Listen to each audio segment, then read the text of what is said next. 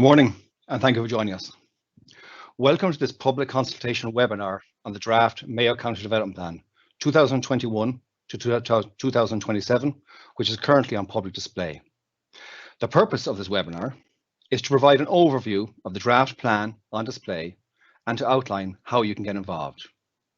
My name is John McMyler, and I'm a senior planner here in Mayo County Council. We will have 4 presentations this morning. The first one will outline the draft plan currently on display. The second presentation will take a more detailed look at one particular aspect of the plan, in this case, the housing strategy. The third presentation will look at environmental considerations that went into the draft plan. In other words, the SEA, AA, SFRA, what is an SEA, etc. And the final presentation will show you where you can view the plan and make submissions. At the end, we'll have a questions and answer session. However, we want you to send in your questions as the webinar proceeds. Send them in now if you're ready. Don't wait until the end, as we will be answering questions all the way as we go along. The Q&A at the end will catch anything we haven't answered along the way. So, what is a development plan?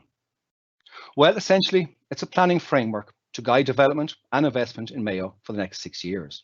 Why 6 years? Well, planning legislation stipulates that development plans only last for 6 years. And so we start to review them 2 years before the end to have the new one ready when the current one runs the 6-year course. So what's in a development plan? Well, our draft plan has 6 volumes and attached appendices. The first volume is called the written statement.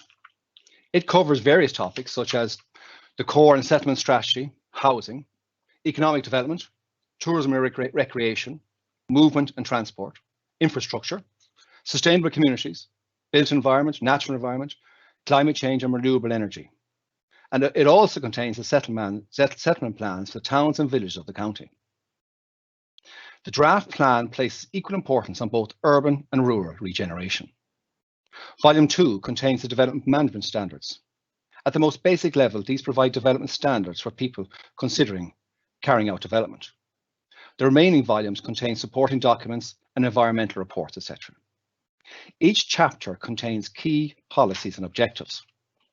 The draft plan was put together by a multidisciplinary team of planners, engineers, environmental experts, experts in flooding, housing, etc., and it's all evidence-based. A central role has been played by the elected members of Mayo County Council.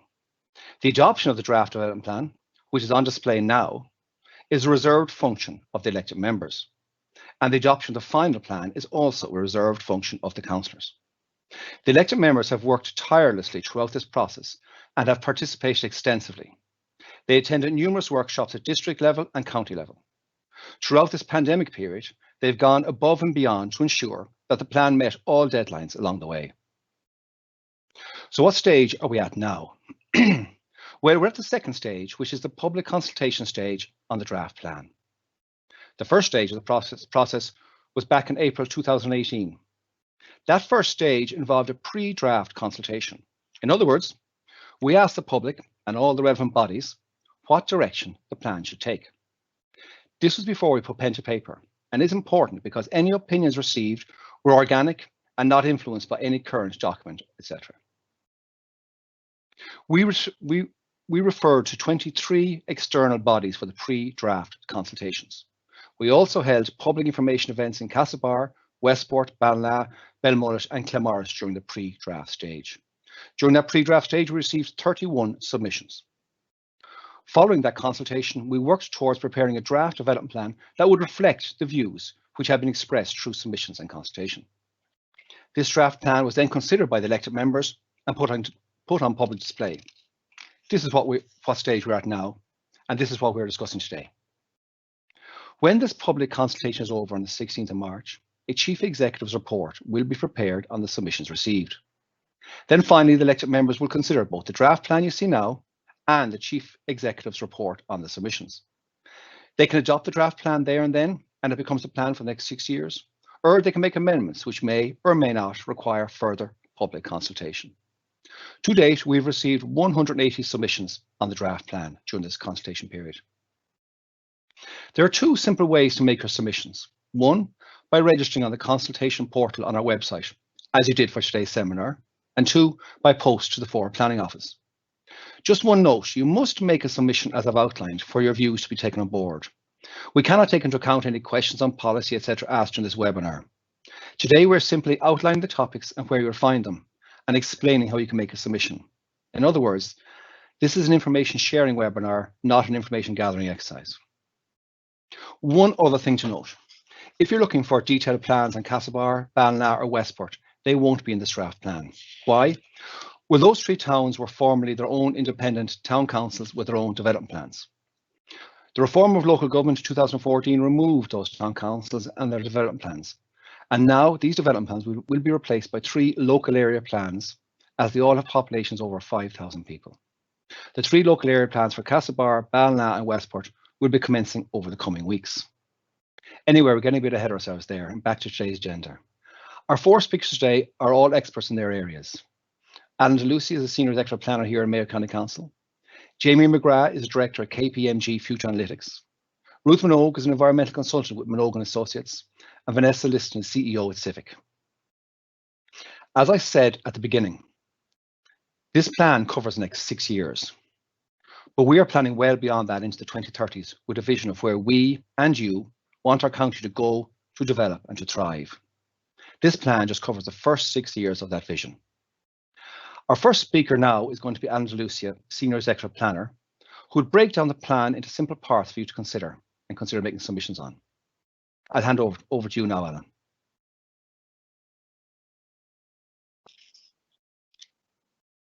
Good morning, everybody. My name is Alan DeLucia, and I'm Senior Executive Planner with Mayo County Council.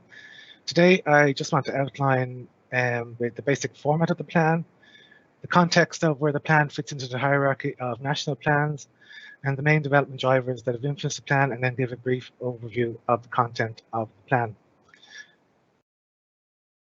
So the plan is broken down into a series of volumes. The first volume is volume 1, which is the written statement, and that's accompanying a book of maps, which are maps for all the settlements that are contained in the plan.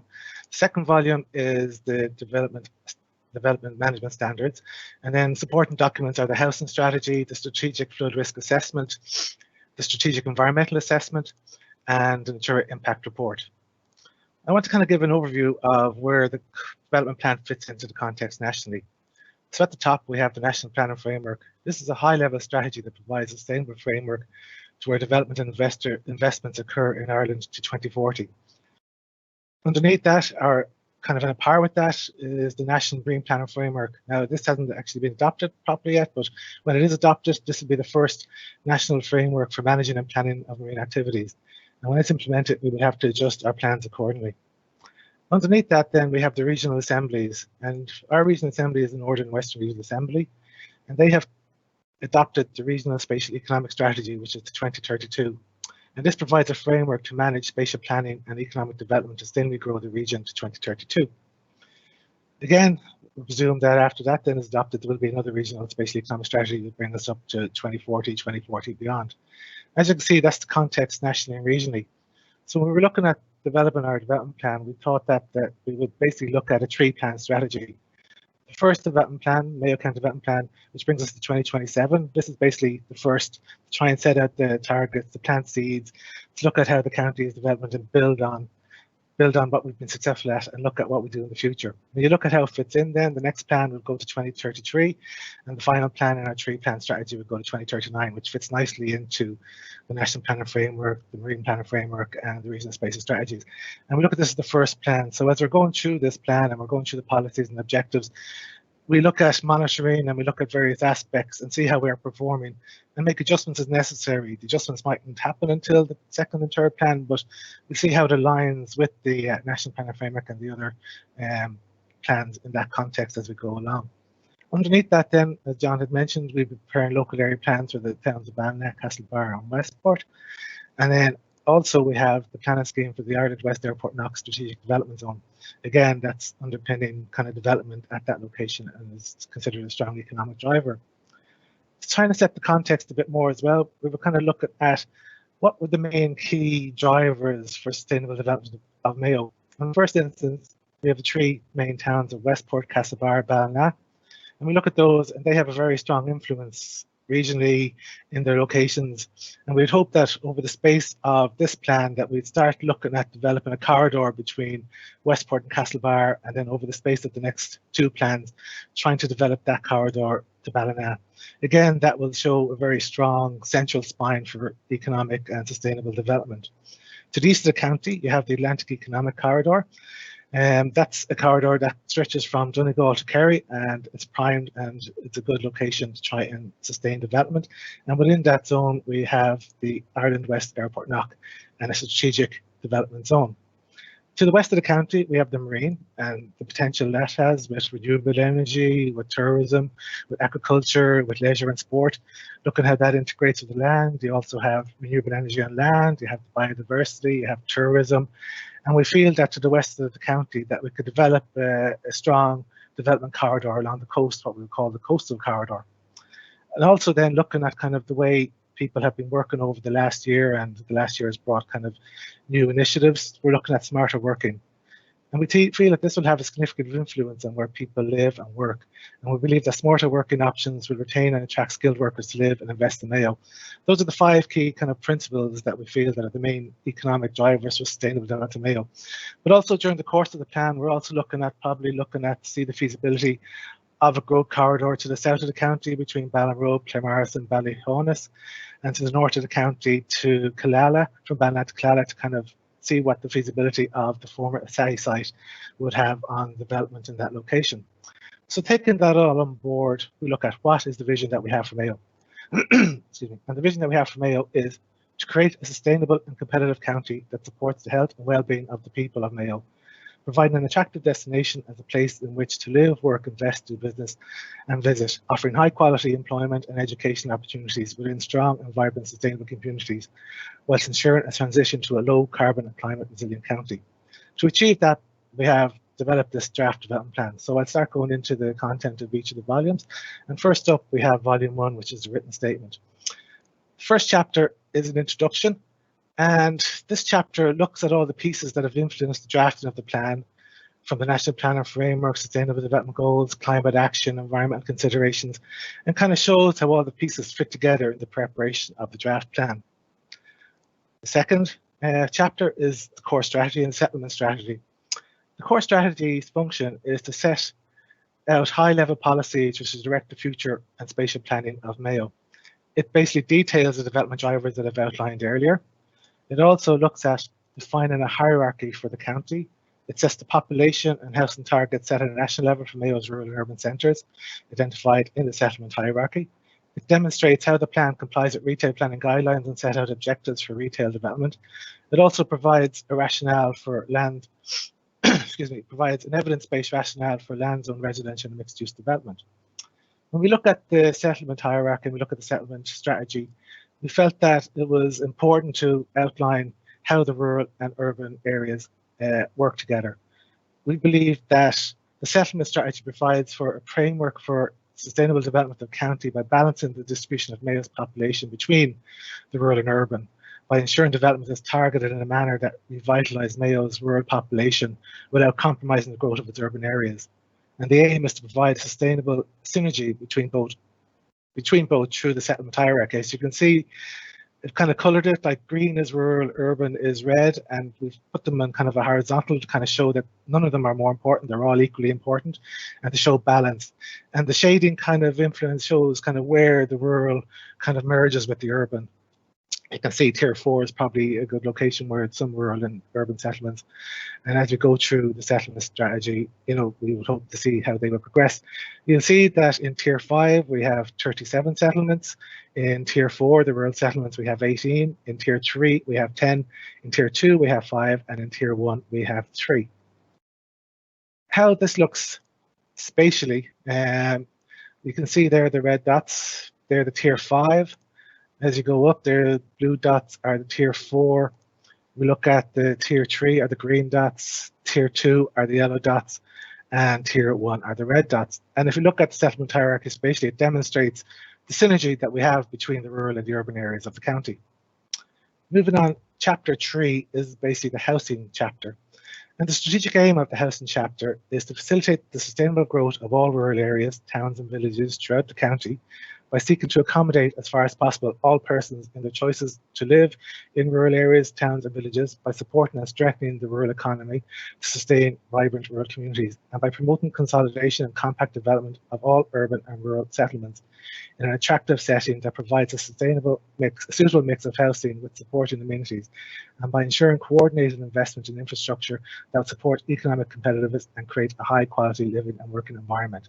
And to achieve that strategic aim, the housing strategy will include housing strategy policies and objectives. We have policies in relation to rural housing, and we have policies and objectives in relation to housing and towns in our villages. Moving on to Chapter 4. Chapter 4 is economic development.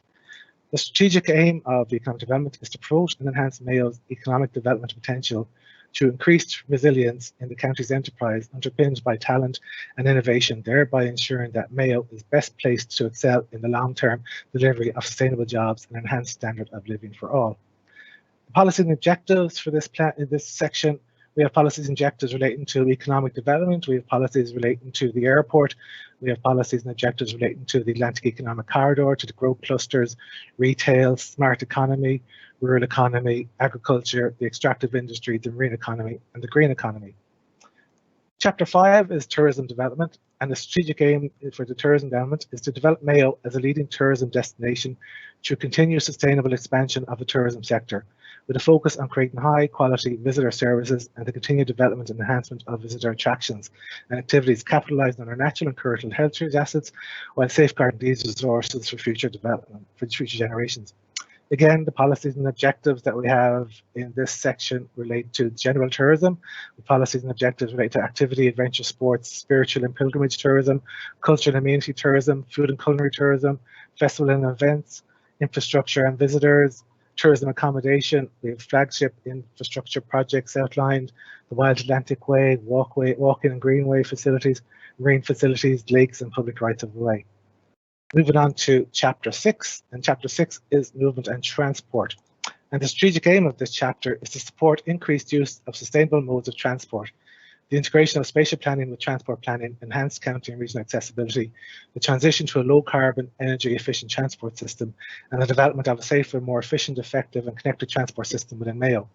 Again, the policies and objectives are categorised under the following headings: integrated land use and transport, sustainable mobility, pedestrians and cyclists, bus, rail, roads, air transport, ports, piers and harbours. Moving on then to Chapter 7 is the infrastructure section. This is the strategic aim is to protect, improve and provide water, wastewater, surface water and flood alleviation services throughout the county, and to facilitate the provision of high quality information communication technology, broadband, telecommunication information and electricity network required to support and enhance the key aims of best place to live and invest. And again, underpinning this section, we have policies and objectives relating to drinking water, wastewater, waste management, surface water, flood risk management, broadband, telecommunications, electricity, and natural gas. Chapter 8 is sustainable communities, and the strategic aim of this chapter is to develop and support vibrant, sustainable communities in Mayo where people can live, work, and enjoy access to a wide range of community health, education facilities and amenities, suitable to all ages and needs in both urban and rural areas, thereby supporting a high quality of life for all to enjoy. And again, underpinning this chapter, we have policies and objectives relating to community development, community facilities, social infrastructure, social inclusion, health and well-being, recreation facilities, education, training and skills, arts and libraries, Mayo Islands and the Gaeltacht. Chapter 9 is focusing on the built environment, and the strategic aim is to recognise and enhance the unique identity, character and built heritage of Mayo's towns, villages and rural areas to improve quality of life through the application of healthy placemaking underpinned by good urban design with a creation of attractive public spaces that are vibrant, distinctive, safe and accessible and which promote and facilitate positive social interaction. The policies and objectives under this section relate to archaeological heritage, architectural heritage, historical building stock, vernacular architecture, sustainable building and structures, placemaking and regeneration. Chapter 10 is the natural environment, and the strategic aim for the natural environment is to continue to protect and enhance the county's natural heritage and biodiversity and ensure that networks of green and blue infrastructure are identified, created, protected and enhanced to provide a wide range of environmental, social and economic benefits to communities, to also improve the knowledge and understanding of the county's landscape and coast, and to enhance the overall characteristics, qualities and diversity of landscape character, its sense of place and local distinctiveness in recognition of the amenity potential of the county. Again, underpinning this chapter, we have policies and objectives relating to biodiversity, designated and non-designated sites, invasive species, peatlands, green infrastructure, landscape, coastal zone, water quality, air quality, noise and light emissions. Chapter 11 is our climate action and renewable energy strategy. The strategic aim is to transition to a low carbon and climate resilient county with an emphasis on reduction in energy demand and greenhouse gas emissions through a combination of effective mitigation and adaptation responses to climate change, in addition to maximising the opportunity to become a national leader in renewable energy generation whilst increasing the reliance on our natural and cultural capital to climate change by planning and implementing appropriate adaptation measures. This chapter outlines how climate action is integrated into the plan, and it sets out a strategy for a climate-ready Mayo. It also has policies and objectives related to climate action and renewable energy, and it sets out the context for renewable energy in the county, and it sets out a renewable energy target for the county over the period of the plan. This section also includes an objective which will review. It sets out to review the Mayo County renewable energy strategy. Excuse me, and this will occur when future legislative guidelines are adopted at a national level. Moving on to the settlement plans. And the settlement plans have a book of maps accompanying each plan for the tier 2, 3, 4, and 5 settlements. The strategic aim of the settlement plans is to develop Mayo settlement as a network of attractive, livable towns and villages in the county with sustainable levels of population, employment, activity, and enhanced levels of amenity which encourage a high quality of life, well-being, and support a sustainable synergy with the rural countryside. We look at what the Tier 1 settlements are. These are strategic growth towns, and we have Ballina, Castlebar and Westport. And these are the large urban centres with a high level of jobs and services with a capacity to act as significant economic growth drivers within the Mayo catchment and wider region, including complementing the Galway metropolitan area and the Sligo Regional Growth Centre. As John had mentioned earlier, we're preparing local area plans for the 3 towns of Ballina, Castlebar and Westport. And this is where basically we'll be looking at the zoning objectives for each of those towns, and as far as I'm aware, these will be starting the process. Castlebar has already started, and Ballina and Westport will be following in the next week or so. In the Tier 2 settlements, we have Tier 2 settlements. We have 5 settlements included. These are self-sustaining growth towns. And ththese are Ballinrobe, Ballyhonus, Belmulloch, Claremorris, and Swinford. And we feel the self-sustaining growth towns with a moderate level of jobs and services and their own labour catchment areas, these towns have good transport links and have the capacity for continued sustainable growth. These towns play an important role in supporting the social, economic and cultural life within the rural communities. For these 5 towns settlements, we have land use zoning objectives. We have specific land use zoning matrix objectives which specifies uses generally permitted for each of the zoning categories. We have general policies and objectives for all the Tier 2 settlements, and each Tier 2 settlements has an area plan specific to the settlement with policies and objectives outlined. Each of the settlements in the Tier 2 have 3 maps associated with them. I just give an example of, say, for Swinford, we have the land use zoning map, and you can see there that we have zoning for residential, industrial, community, amenity, and town centre. That's map 1. Map 2 then focuses more on the Swinford. It looks more at the town centre area, and it identifies a core shopping area. We've also identified, in say for the Swinford case, there's 6 town centre consolidation sites, which we feel will revitalise and repopulate 10 centres, and each of the settlements in Tier 2 have identified such sites. And the idea of these sites is to give a more detailed look at an indicative block framework, say, for the future development of these lands, and indicate appropriate development types and potential permeability pathways for directing cyclists and vehicles.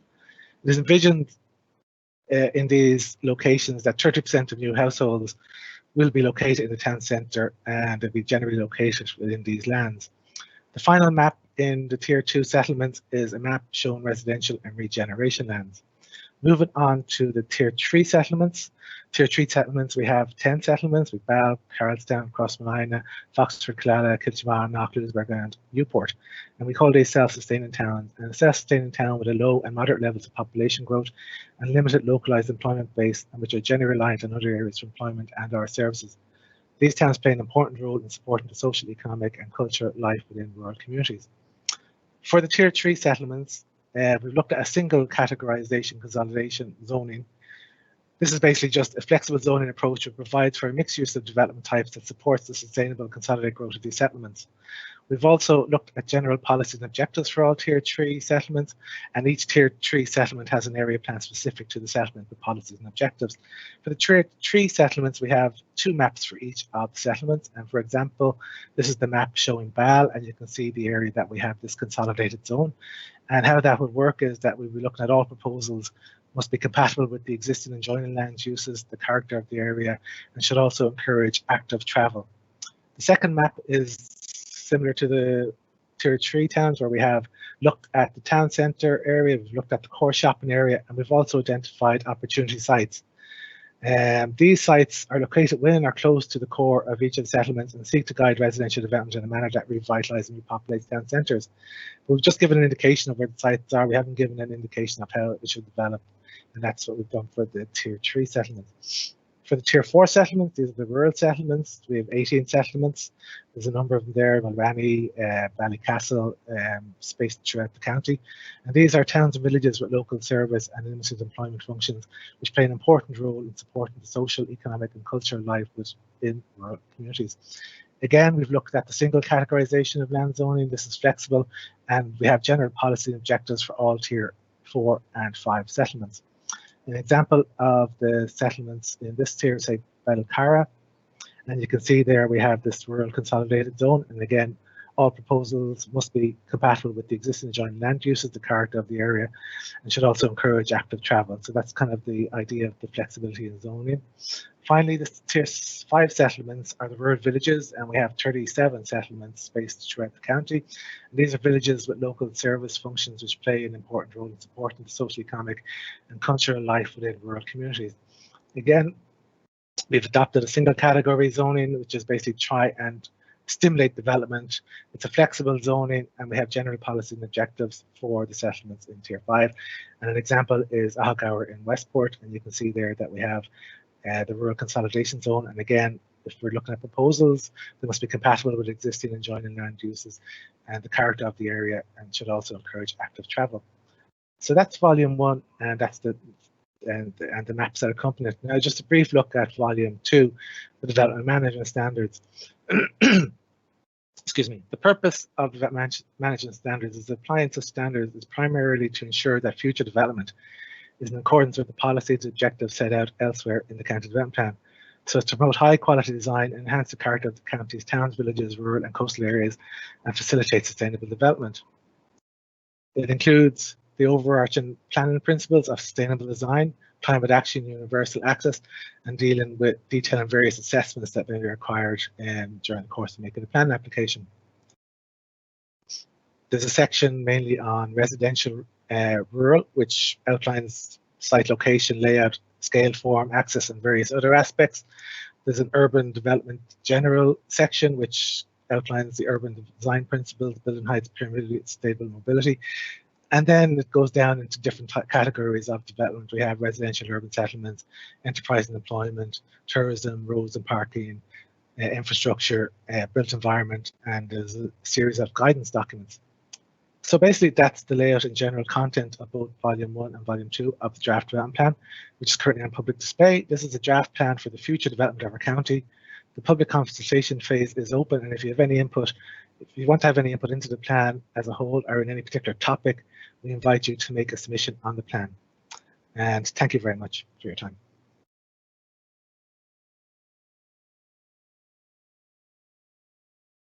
Thank you, Alan. Thanks for that presentation. As you can see, Alan showed you the context within which the plan fits. He showed the vision for the county as expressed by the draft development plan. He also showed the relationship between the significant economic drivers in the county, such as the main towns, the STZ at Knock Airport, and how they interact with national policy in terms of growth, in terms of Galway Metropolitan Centre, regional growth centres and the Atlantic Economic Corridor. He also showed that the equal importance is given to both urban and rural generation. Now we're going to move on to our next speaker. And our next speaker is Jamie McGrath, Director at KPMG Future Analytics. Jamie is going to give us an overview of the housing strategy and the housing needs and demands assessment from Mayo that is now required by planning legislation for county development plans. He will discuss the modelling approach used, as well as the relevant factors that influence the draft housing strategy, such as the supply and demand for houses, the price of houses, the income of persons generally, the rates of interest on mortgages, and the relationship between all these factors. Okay, we'll go over to you now, Jamie. Thank you.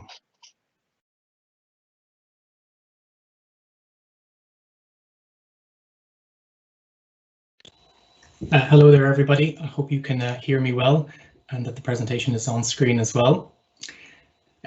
Just to give a bit of an overview, I suppose, and thanks to Alan for setting things out clearly.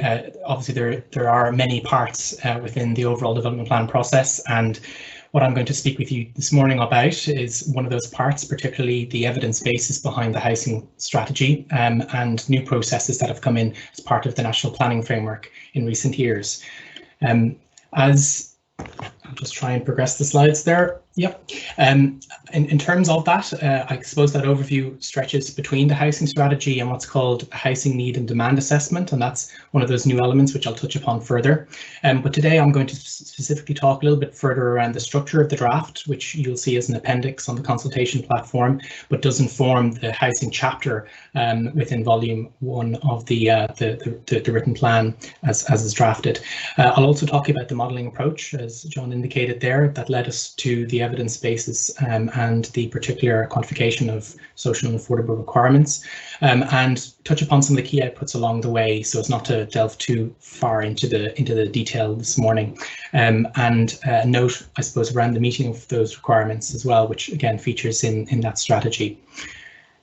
Just to move ahead there a little bit, I suppose, just to build a little bit of context around why it is we're doing this. It does trace back to a process established under the Planning and Development Act, as amended, particularly section 94, and again, without diving into the legalese here, but you can see as bolded there, the fundamental intent is to effectively identify what existing and likely future need is going to be over the plan period, and how that resolves for additional housing required.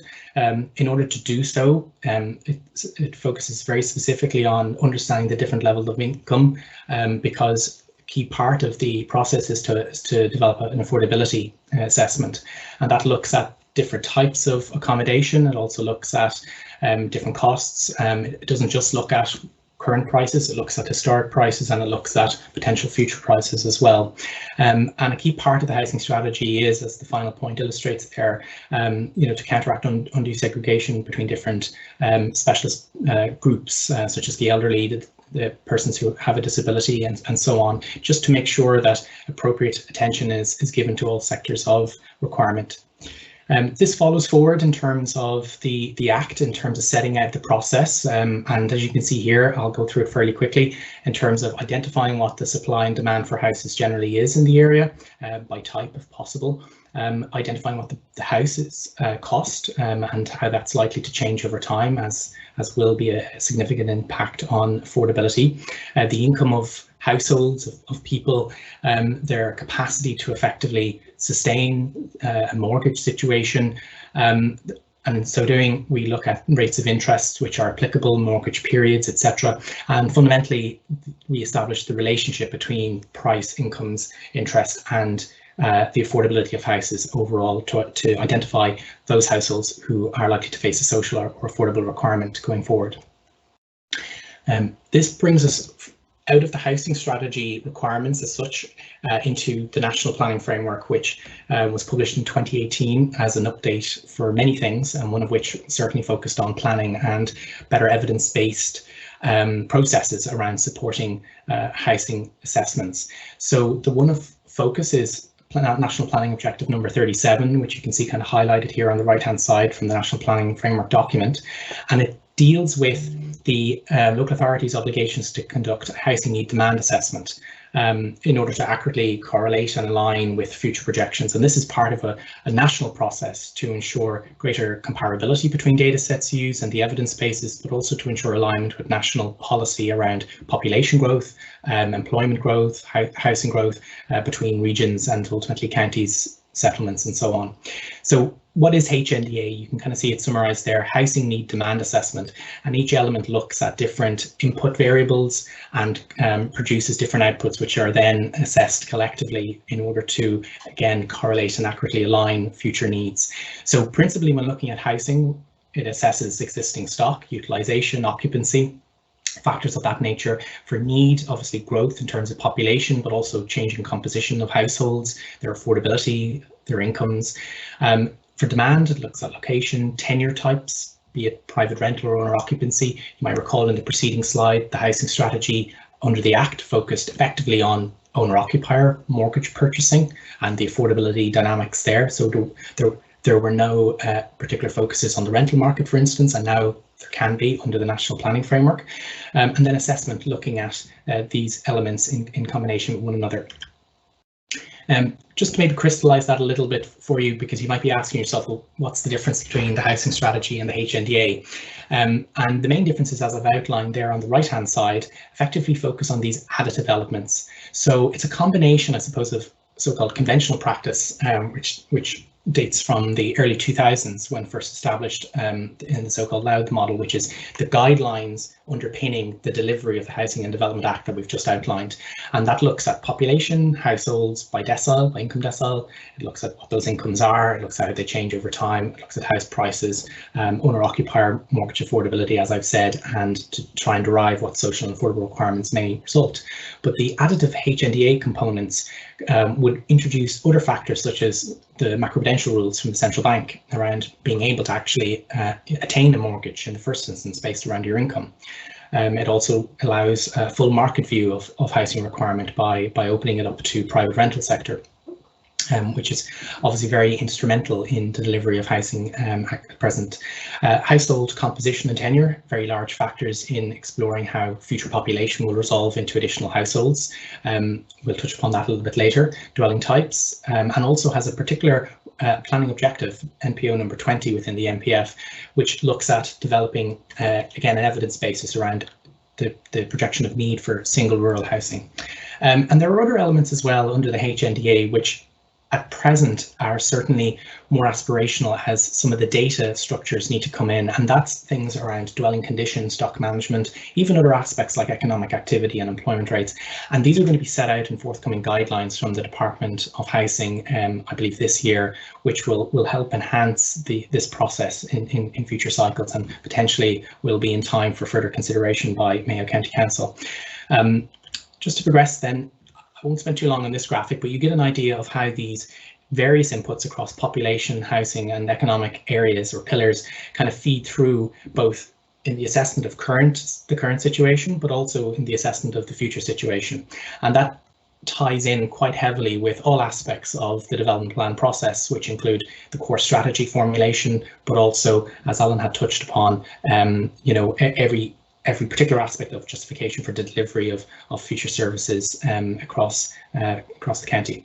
So just in terms of the housing strategy, just to get back to that, and to tell you kind of a little bit more around where the HNDA fits in looking at how the HNDA from the MPF may be implemented, in lieu of guidelines being issued a little bit later on this year, hopefully. We've taken an approach where we've added as much as we can in terms of what data is out there and supporting into the housing strategy document itself. So we contend with what's required by the legislation in terms of developing the evidence basis, and then we add to it by looking at these additive HNDA elements. And that's why I'll be focusing a little bit on Chapter 3 and Chapter 4 processes here in this presentation today. But you can see from other elements of the draft strategy that it also includes a comprehensive policy and methodological kind of outline. I think that's enhanced a little bit further in terms of the housing chapter itself in the main volume, but Chapter 2 sets out a very clear baseline of population, housing and household composition, tenure, pipeline supply, social housing across the county as well. And then we get into Chapter 3, which deals with the modelling aspects. So in the first instance, it sets out the different variables being considered, and these range from obviously future population and households resulting straight through to economic factors around income, house prices, rental prices, mortgage terms, etc., etc. And we'll touch upon that in some more graphics later on. But then follows through in terms of the assessment. And then Chapter 4 talks about how those requirements as identified will be met in looking at what the current social supply and demand factors are, but also looking at different delivery methods and targets of relevance. Chapter 5 concluding then in terms of a summary of those identified requirements, and then the follow through then comes back into the housing chapter in the main volume in terms of policies supporting that. So just in terms of the overview of the modelling approaches, this is that Chapter 3 element. This is where we look at a range of variables, and it's a very large process because there are different strands in looking at owner-occupier, looking at rental, and so on. But just to kind of give a bit of an overview, the main process looks at a series of 12 steps, which effectively do the items on the left-hand side, and it's looking at how population and households effectively inform the quantum, I suppose, of people and on houses that we need to consider in terms of identifying incomes for, how those households will then be distributed out by their income in 10 deciles, and how we identify historic house pricing, how that needs to change into the future based on current forecasts from a consensus of literature that's available, but also to factor in things like mortgage terms and interest rates. You'll see there are steps which follow then in terms of assessing the capacity for owner-occupier, perhaps versus private rental. The modelling does assume from the get-go that where possible on an affordability basis, that a household will go towards an owner-occupier situation. And then after that, if they have an affordability challenge, that then they'll effectively be tested against conditions in the private rental sector. And then if there's a difficulty arising there or a challenge, a foreseeable challenge, then they may be identified as a social and affordable requirement, which can be tackled then as part of the policy interventions. But I mean, importantly, it should be noted that obviously there's an increasing mix of tenures, as the years go on, and this is perhaps part of what the NPF is trying to achieve here by broadening out not just where the legislation began, but where the market and where society is going, and that will be reviewed in due course as well. So I could definitely see future changes there. But for the moment, we're looking at both of those aspects in a hierarchical sense, and then it recaps then in terms of the summary of those households which are projected to face difficulties, and we'll touch upon exactly why that might be. It may not purely be because of affordability. It may be because they're competing in a for houses or accommodation at a price point which is perhaps being overly subscribed to, let's say, by other households which perhaps have a higher degree of affordability, but again, there's a bit of a downward pressure because of supply. So we'll take a look at that briefly. So I just want to maybe drill into those steps again, and I won't spend too long going through the tables. Obviously, they're in the draft documents, but I just want to outline the fundamentals as I go through these of relevance. So steps 1 and 2 largely deal with population and households. So you can see from some of the tables here in terms of the growth, we're over 8,000 people in terms of the plan period. In looking at how that translates into households conventionally, we would consider an average household size, and as has been the case over the past 30 years, this average household size has been falling. So the NPF sets out a target of around 2.5 by 2040, and in many cases for large built-up urban areas, they're perhaps 2.5 already, or they're perhaps a little bit below 2.5. But generally speaking, from the county's perspective, we start out at a higher rate and we go towards 2.5 by 2040, and that brings us across the period there to around 2.56 by 2027, starting at 2.59 in 2021. And this helps us with that population find out the number of households resolving, which is approximately around 640 per year, but I think 633 is the average there. So about 4,433 additional households assumed to be formed over the period.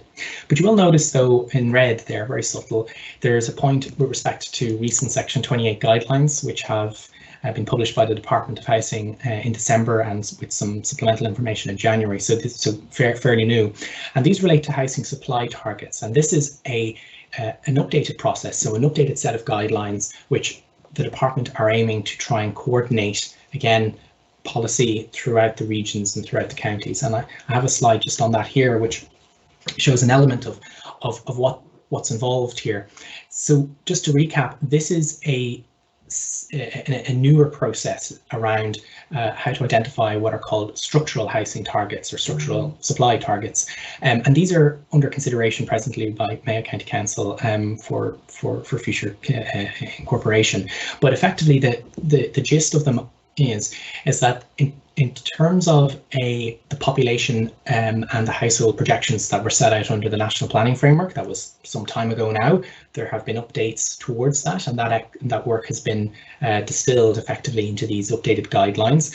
And one element of what the guidelines are trying to achieve is an alignment with actual housing supply in the intervening period as well. So you'll see, I think that's currently row B in this table, which is something that needs to be considered, each of these aspects. So you've got things like the NPF population scenario, you have things like a new baseline population scenario, which is a little bit more reflective of the higher levels of migration in recent years, and then you have actual housing supply being fed in, and you have other particular housing supply and demand factors such as homeless requirement and also unmet demand arising from things like overcrowding as well. So the intention here is to factor in these extra elements to try and ensure coordination across the regions, and this exercise is being considered again further and would result in a households figure similar to what we set out on the previous slide, although I think early indication at the moment might indicate a slightly lower figure than the current average, and that's effectively because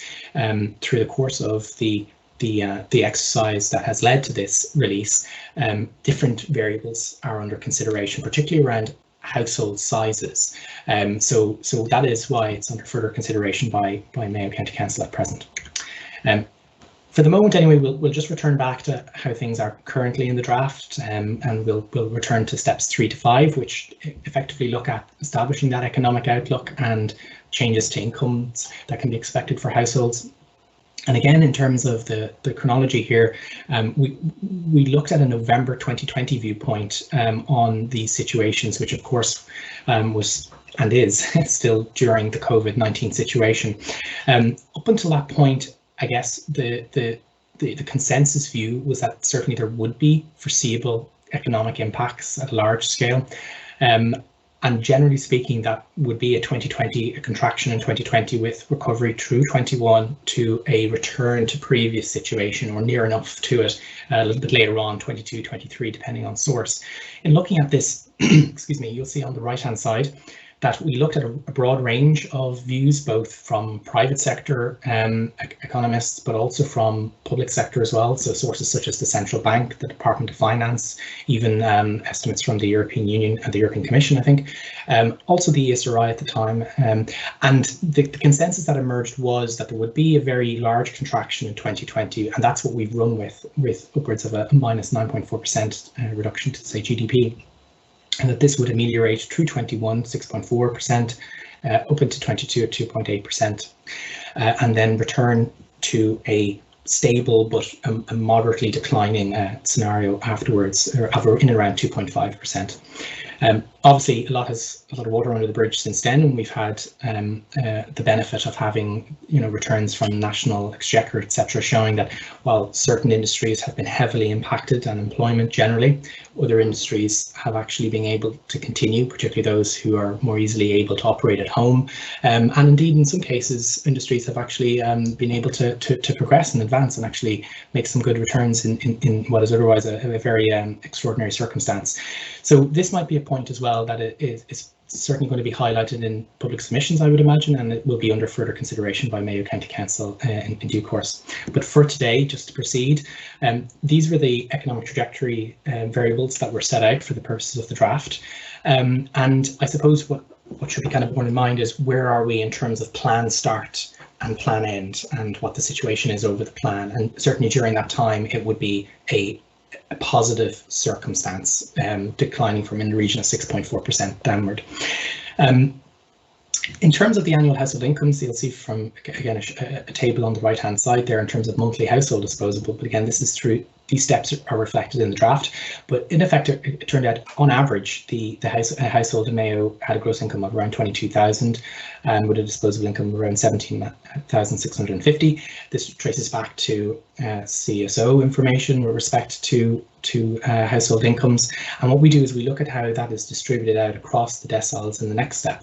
But just to set it out there as well, it looks like the figure has fallen off there in terms of the monthly household incomes there, but it resolves on the right-hand side across the different deciles, ranging in 2021 between 812 for the first decile and upwards of 7,500 for the highest decile in terms of disposable. So step 6 and 7 here look at that distribution a little closer in looking at number one, I suppose, what the distribution of households is across each of those deciles. So deciles are just dividing it up into 10 equal parts, roughly equal, and this traces back to survey returns from the CSO in terms of how households can be split up on an economic basis, on an income basis, into 10 equal parts. So this is mirrored through for the county and ultimately allows us to take a look at those additional households coming forward and how they may also mirror that profile of income across 10 categories. So in terms of the addition, 4,433, over the period, that's about 63 households per annum. And as you see there, in terms of the distribution, it is slightly weighted a little higher towards deciles 2 to 4, just in terms of what comes back from the survey results. Step 8 looks at house price bands. Now that we have our households and population resolved effectively, we need to start testing, and their incomes, and we need to start testing them against the market situation at present and going forward in time. So when looking at that, we needed to develop what the market situation was. So we looked very closely at the historic situation between 2011 and 2019 at the transactional market, and we looked at the distribution particularly of transactions over that time year on year. What you can see there in the first table 310 is the distribution in 2019, which you can see that by and large a lot of the market was between up to the 50,000 and perhaps up to the 100 and 125,000 mark, and then it tapered off to different degrees at higher price bands. So when looking at how that changes over time, we again reflected on the consensus of available data, both from the CSO, both from other reporting from DAFT, which is obviously asking price versus actual price. And we looked at what that would be over the longer period, specifically in terms of a 5-year average. And we also looked at how the distribution, as I've mentioned, in terms of the volume of transactions, changed historically to try and inform how an amelioration of price points could push the volume back up in terms of price. And that's what you see in the lower right hand side in terms of some of the colored charts. So where you might start off at about 13% of available stock up to 50,000 in cost, that might change over time a couple of percentage points as things move down the price bands, as such increasing in value. So that's what we've set out there. Moving forward again a little bit and looking at how the price changes are to be, I suppose, reflected in a global sense. Again, based on consensus research as of November 2020, the ESRI had a very intricate piece looking at a potential sluggish scenario in terms of impacts on the market. It's very much a declining situation critically in 2021 in terms of a massive hit, with a rebound then in subsequent years before a more or less a return in 2023 era and so on. And this has been related back to the county. Obviously looking back, as you can kind of see very subtly there in red, that image hasn't emerged as clear as that, certainly in terms of some elements of the market, particularly you might say perhaps were overpriced to begin with. There has been a decline in the rate of increase, but largely speaking, I think it's fair to say that this is a point that I think further consideration will particularly be paid to, given its influential nature, as by and large prices have remained fairly static. I think that's a large factor in terms of supply, and as we know, the supply constraints at present look set to continue as construction has had to slow or halt entirely because of the circumstances. Again, just carrying that forward, at least for the moment, in terms of how the draft last year has been prepared, we look at how those prices, or a household, let's say, in one of those price bands, or house in one of those price bands might change over time in accordance with that. So we look at the bands both as a lower threshold and an upper threshold. So a house within 50 to 100,000 starting in 2019.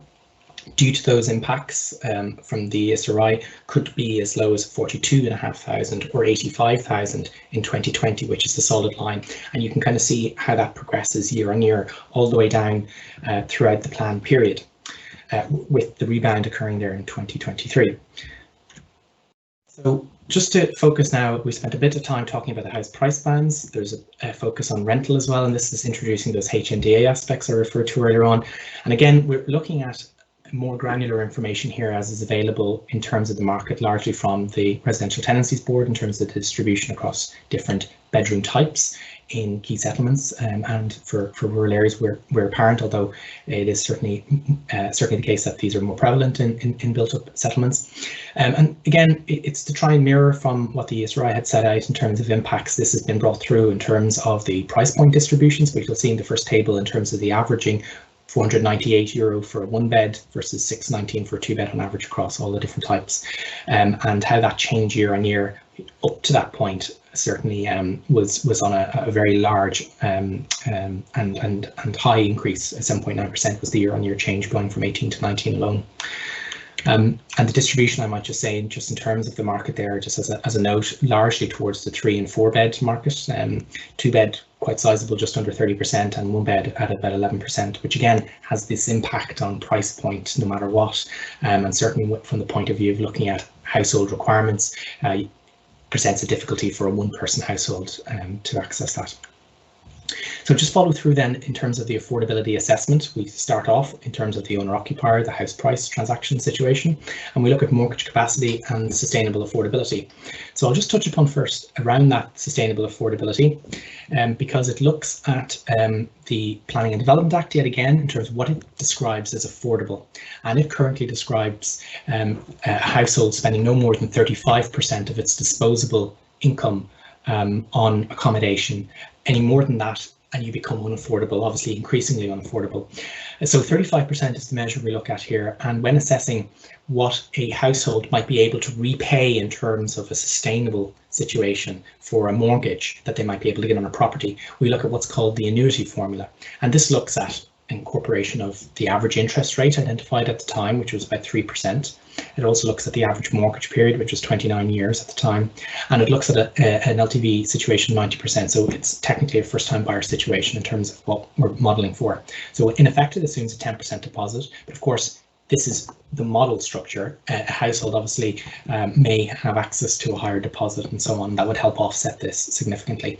But in terms of that typical household, let's say a typical first-time buyer household under these criteria, and looking at their incomes and what would be affordable for that, you can see in the first table there on the top left that a household in the first decile would be able to sustainably afford a property cost of 73,000 in 2021. So the question is, maybe I'll just continue that example, and in 2022 they'd be able to afford and sustain the mortgage for a property cost at 75,000 and so on. And the second decile in 2021, just to give another example there, would be 121,000 in 2021. So very big difference there between the first and second deciles, and accordingly as you go down the deciles for each year.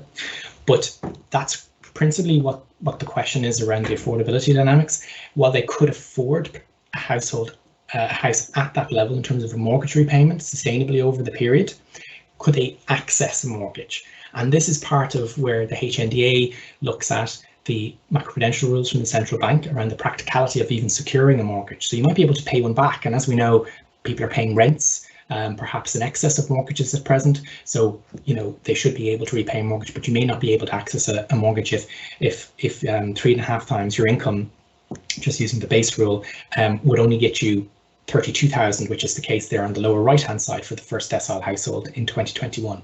So while they may only qualify for a mortgage of 32,000, they would be able to repay a mortgage of 73,000 under this specific condition. Now again, this is a model for a household. It doesn't take account of other dynamics, particularly in the household, but it's a generalized case. So obviously that presents a huge issue for households in the first decile, and that will be seen throughout the model in terms of those largely identified for social and affordable requirements.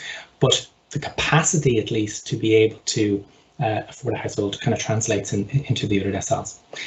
So in looking at the the projected needs for owner-occupier, then what we do is we basically assess the households who do pass the central bank effective test, let's call it, against the affordability of houses across the different bands. And again, this is one of the assumptions tracing back to the legislation on this and the original guidelines from the 2000s. It looks at where possible, a household will buy a house at a higher range once it's affordable for them, as this would translate into perhaps a larger property, or perhaps a property located in an urban neighborhood or something like that. And if not, they will try the next band down, and the next band, and the next band, and all the while the volume of people and households in the same number of deciles effectively might compete against each other, because what you may end up with is a situation where you've got a sum of households who are effectively priced out of higher band properties and end up potentially competing against one another for the band they can afford, because we also look at how many households are expected to be delivered at that price point. And again, that traces back to data you've seen just previously in terms of the price point of transactions of properties and things like that. So as a result of that, the projected needs for those who do not qualify for a mortgage, effectively who won't qualify for a mortgage, they're set out there in the second line from total households. And then what we do is we try and bring those in terms of the rental assessment to try and see, well, can they actually achieve accommodation, again, not passing 35% of their disposable income in the rental market. And we test them out at the 4-bed type, 3-bed, and all the way down to 1-bed. And households which come out of that would definitely have a social and affordable requirement, those who are still having difficulty trying to cover those rents. So this leads us to the final step here, and apologies, I think we're glad to get the end of this particular part. Summary of projected social and affordable requirements and what proportion that is of the total number of households per annum, which is about 9.8%, in and around 10%. Over the period. So in general, this is about 436 households, or again about 62 households per annum. So that's the main part of the housing strategy from the modelling point of view.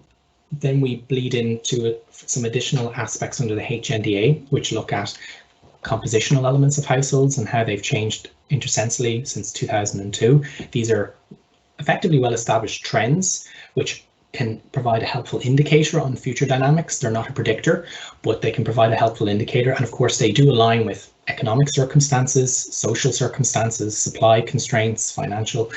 But the indications are that one-person households are on the rise on an annual basis. Two-person households are on the rise at a quicker pace than that, and other household types, 3, 4 and 5 persons plus, are on a decline, with 5 persons plus falling most sharply year on year. So when looking at how we're projecting for future households over the period, then if we were to apply these rates, we could see how one-person households are going to increase as a proportional share of all households up to the end of the plan period, and how other household types would fall. And this gives us an idea effectively of the type of stock that may need to be considered in terms of housing a one-person household versus a 2- or 3-person household, and certainly would have an impact on future prices and obviously on the location of those households. In looking at tenure as well, we take a long view looking at how tenure has changed, and very clearly there increases in terms of private rental over the historic period, and if that was to continue on an annualized basis, in and around 0.38% per annum. This also includes from other rented households, which will include social rented and those fortunate enough not to pay rent for their rented households, which would be a small part of the market.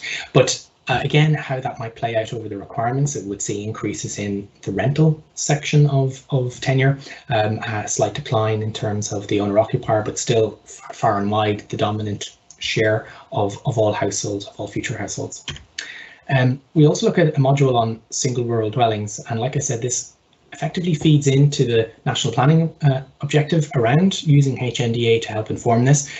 Again, in the absence of clear guidelines around this, what we have tried to introduce here is a view informed as best as possible with historic assessment to try and understand how much elasticity, I suppose, could be expected in terms of the volume of future applications going forward over time. And again, different reasons for doing so.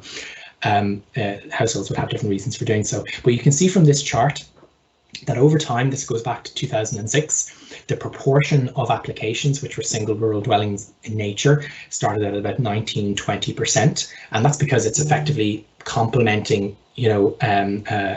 scheme development of households and so on, which would be about 80% of the market in that period. And then during the recession years, particularly from 2010 up to and including 2015, 2016, for different reasons, they skyrocket. They kind of go up to about 75%, 90%, 80%, large part of the market. And obviously that reflects the economic circumstances at the time and the provision of housing as was back in 2011, 2016 in terms of vacant homes and so on, which have still which have been picked up quite a lot in terms of schemes, unfinished schemes, etc. And now it's returned to approximately 30-35% in recent years, as construction on the other side has picked up, which I think shows an increase, number one, in terms of the trajectory for the demand for single rural dwellings of approximately 10% over that larger period if we were to exclude the recession years, but certainly looks like a dominant factor that is certainly here to remain. And a couple of stats there on the side in terms of how that looks over the period. 27.8% of grant units generally speaking, but in and around 30-35% of late. In terms of the applications, as I said, it's an indicator of future demand. These things tend not to fall off or increase rapidly unless there are significant changes on a policy footing or an economic footing, or indeed on a social footing in some instances. And that the average floor size on for yourselves in Mayo would be in and around 268 square meters, so quite a large unit compared to, say, a townhouse or something that would be built in a scheme. And obviously the benefit there is perhaps cheaper land prices or perhaps negligible land prices as well, which do aid in the construction costs. Just to recap again a little bit, I suppose, on how these requirements as previously outlined might be met. The strategy kind of looks at an analysis, I suppose, of the existing social needs, 1,311 as of April 2020. And again, I think maybe chronologically speaking, that may be a point for consideration on any potential updates. How 75% require a 1 or 2 bed accommodation in terms of what has been expressed for need, and how almost 28% of applicants relate to the Castlebar area in terms of area, and that could be from preference or it could be due to familial connections or work or employment and other needs.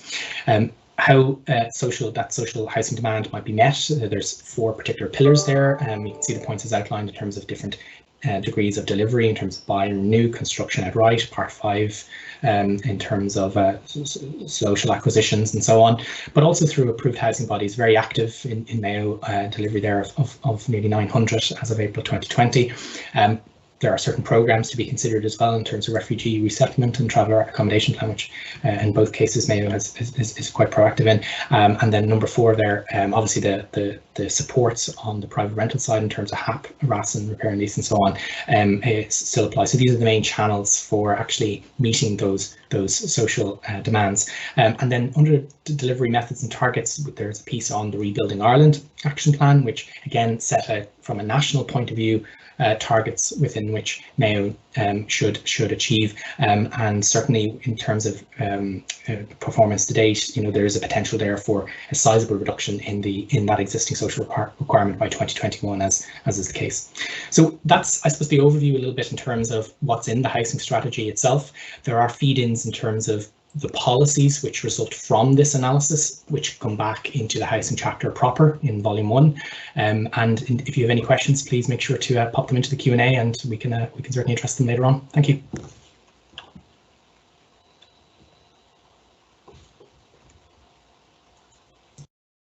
Thank you, Jamie. Thank you for that detailed presentation.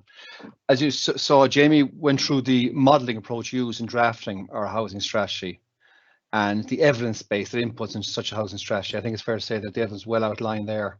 Now, our next speaker is Ruth Minogue of Minogue & Associates, one of Ireland's leading environmental consultancies. Ruth will cover strategic environmental assessment, appropriate assessment, and flood risk assessment with regard to the draft plan. She will help us understand the reason for these assessments and the positive role they play. In doing so, she will touch on topics such as special areas of conservation, special protection areas, the Water Framework Directive, groundwater vulnerability, as well as cultural heritage. Over to you, Ruth. Thank you. Okay. Oh, good afternoon, everyone, and thanks very much for taking the time to attend this webinar. So as John said, I'm going to bring you fairly quickly through the 3 environmental assessments that are being undertaken as part of the plan preparation process. I'm leading the team who are undertaking the strategic environmental assessment, and JBA have been undertaking the appropriate assessment and the strategic flood risk assessment. So what is strategic environmental assessment? Basically, the point about SEA is to try and identify and consider environmental effects very early on in the plan making process. So what we do is we look at trying to identify what are the environmental effects of implementing the draft Mayo County Development Plan through the policies, through the objectives, through the settlement plans.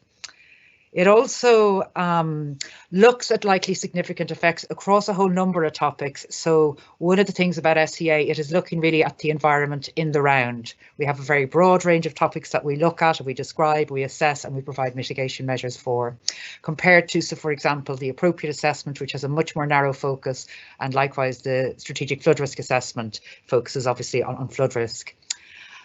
Also, it allows for the integration and the embedding of environmental considerations into the plan and into the plan making process. We would have made a number of SEA mitigation measures as the plan has been drafted.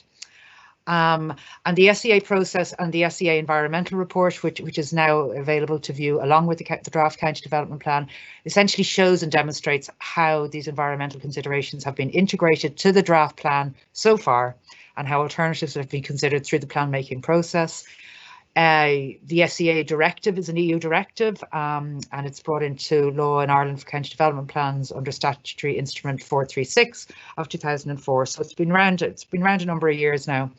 And as I mentioned there as well, there is 2 other environmental assessment processes that are carried out in the same time.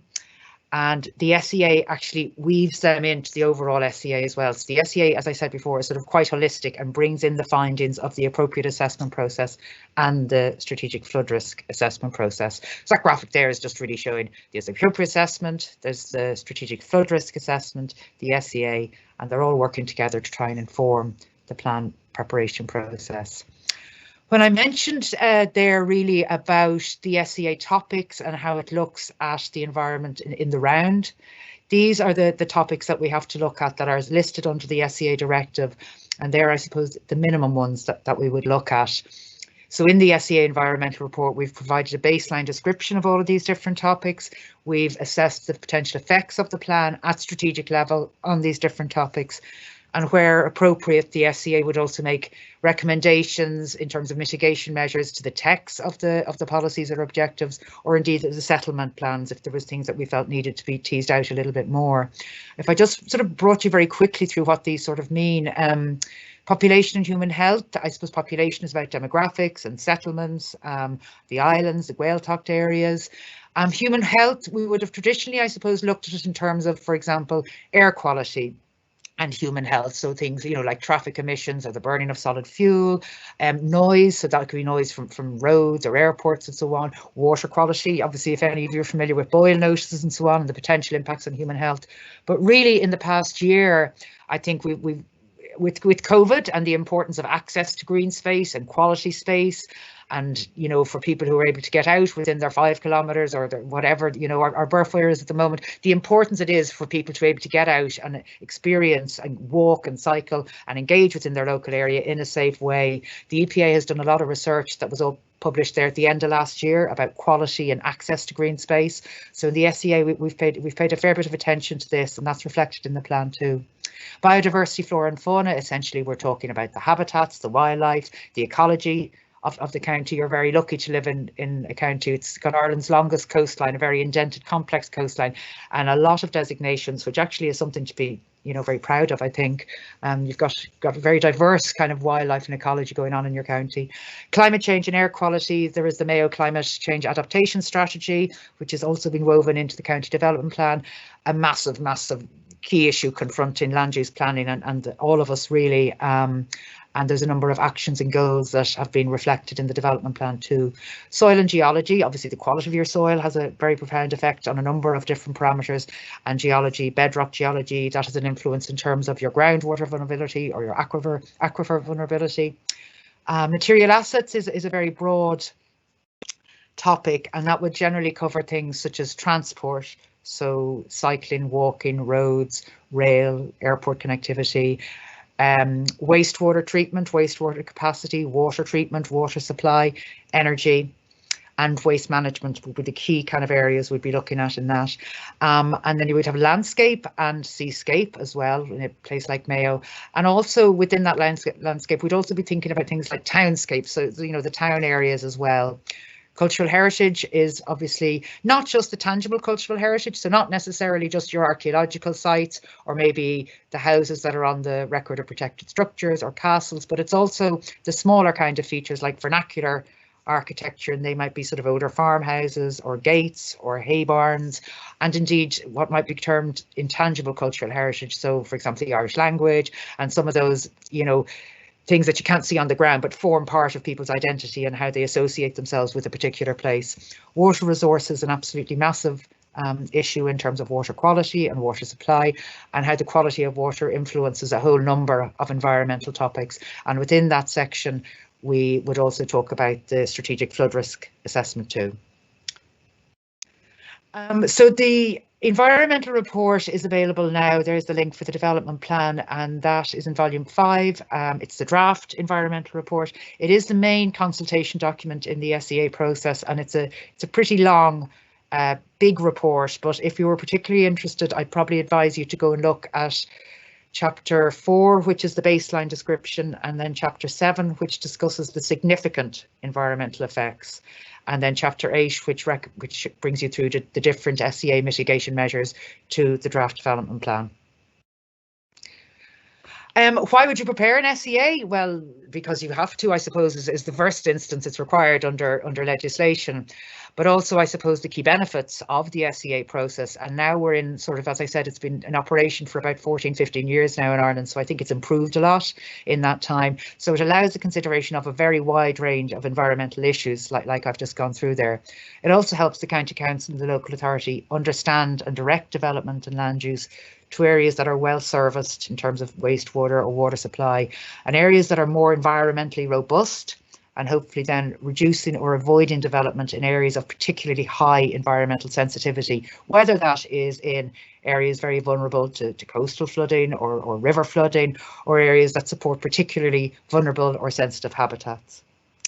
And then by providing greater understanding of these environmental considerations, particularly at the early stage of the plan making process, it can hopefully inform and provide greater certainty to both the public and potential developers about land use and development activities throughout the county. Interim plans are more likely to be adopted without delays or challenges. It will comply with our environmental commitments. The SEA weaves in all the different environmental directives and legislation that Ireland has signed up to, and we need to be compliant with. And in turn, hopefully the planning applications, because they have been informed by this more robust environmental assessment process, hopefully applications are more likely to be granted. And then the cost of environmental mitigation, hopefully by not directing development to highly sensitive areas in the first place, we're directing them to more robust environmental areas. The costs of repairing or mitigation or restoration are avoided. It also, I suppose, on a more positive note, allows for things like enhancement measures, that we could look to restore or improve or enhance environmental quality through development applications and land use activities within the plan area. So the SEA identifies negative impacts, but also can make recommendations in terms of enhancement and positive effects. Just in terms of, I suppose, a sort of summary of some of the key, environmental topics in terms of the county, and just to stress, because this is a county development plan and the SEA is a county scale, it's pretty high level and it's pretty strategic. So we're kind of hitting the main issues. You have a number of special areas of conservation and special protection areas. So the special areas of conservation are habitats that are important at European level, and they're habitats and species, and they are listed in the EU Habitats Directive and merit particular protection and management.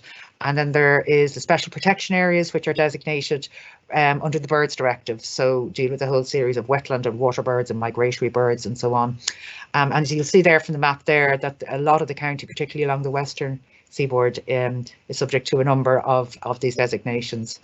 And I suppose just to sort of maybe make it a little bit more relatable, that the maps can sometimes be a little bit dry, I suppose, but obviously you've got your wetlands and your blanket bogs, you've got your rivers with some wet grassland. There's Newport there at the Newport River, overlooking Clew Bay, and then some of the species that will be designated under either the Habitats Directive would be like the red squirrel, the otter, the bar, and then the Birds Directive would be the barn owl there, and oyster catchers down on a Mayo beach there as well. So this is, I suppose, a very rich ecology and wildlife you have in your county, which I think is a real positive. Water quality is a particular issue that affects a whole number of different environmental topics.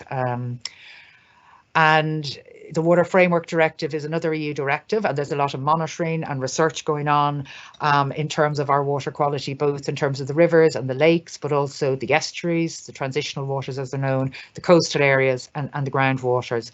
So you'll see there in terms of the current water quality for surface water features across the county, you're lucky that you've quite a number of sort of very high value rivers scattered around the county, and they nationally have seen a massive decline in the past 20 years. We had about 500 and we're down to about 30 or so.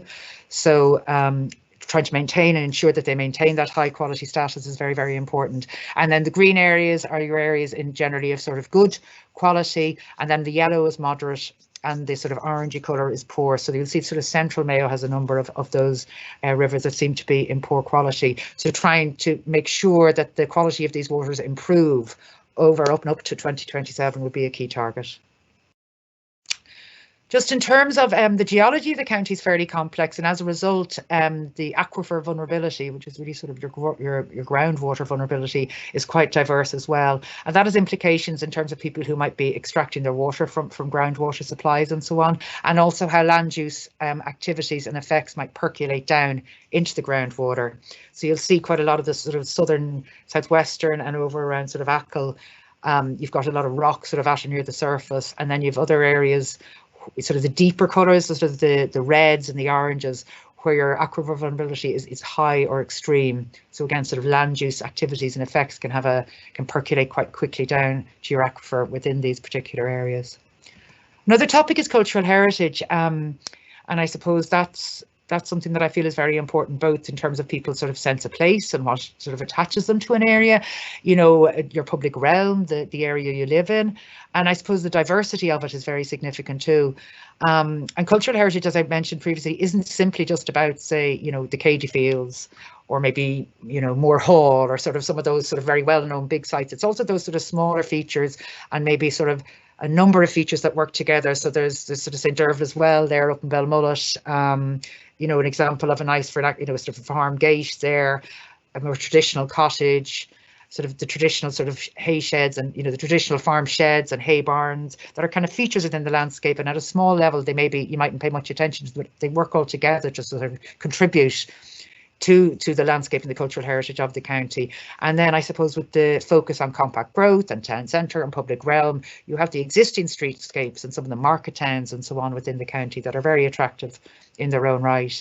And then as well, there's that sort of intangible cultural heritage, so like place names and the Irish language and so on, which all help us understand the landscape of the county.